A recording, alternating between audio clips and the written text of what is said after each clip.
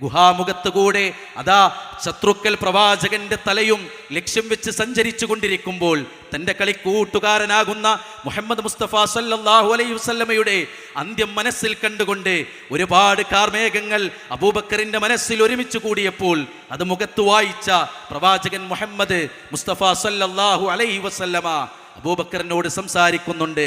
അബൂബക്കർ ലാ തഹ്സൻ ഇന്നല്ലാഹ മഅനാ. എന്താടോ, അല്ലാഹ് കൂടെയില്ലേ നമ്മുടെ, എന്തിനാ ദുഃഖിക്കുന്നത് എന്ന. ലാ തഹ്സൻ ഇന്നല്ലാഹ മഅനാ, ദുഃഖിക്കരുത്, അള്ളാഹു കൂടെയുണ്ട് എന്നാണ്.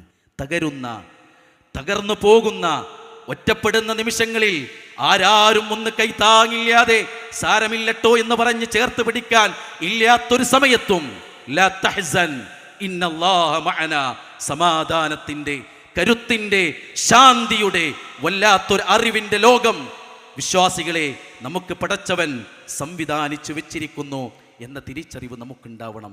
ഈ അടുത്ത് ഫേസ്ബുക്കിലൂടെയുള്ള സ്ക്രോളിങ്ങിൽ വ്യത്യസ്തയായ ഒരു ചെറുപ്പക്കാരി എന്ന് പറഞ്ഞാൽ ഒരു സിനി ആർട്ടിസ്റ്റ്, ഇന്നത്തെ പുതിയ തലമുറയെ സ്വാധീനിച്ചു കൊണ്ടിരിക്കുന്ന ഒരു സിനി ആർട്ടിസ്റ്റ്, ആ സ്ത്രീ പറയുന്നുണ്ട്, ഞാനൊരു നിരീശ്വരവാദിയാണ്, ദൈവമില്ല എന്ന് വിശ്വസിക്കുന്ന ആളാണ്. പക്ഷേ ചിലപ്പോഴൊക്കെ തോന്നാറുണ്ട്, ദൈവവിശ്വാസമുള്ള ആളുകൾക്കാണ് കുറച്ചൊക്കെ സമാധാനമൊന്ന്, ചില സമയങ്ങളിൽ ദൈവവിശ്വാസിയായിരുന്നുവെങ്കിൽ എന്ന് തോന്നാറുണ്ട് എന്നാണ്. അതാണ് പ്രിയപ്പെട്ടവരെ, പടച്ച റബ്ബ് നമ്മുടെ കൂടെയുണ്ട് എന്ന വിശ്വാസം.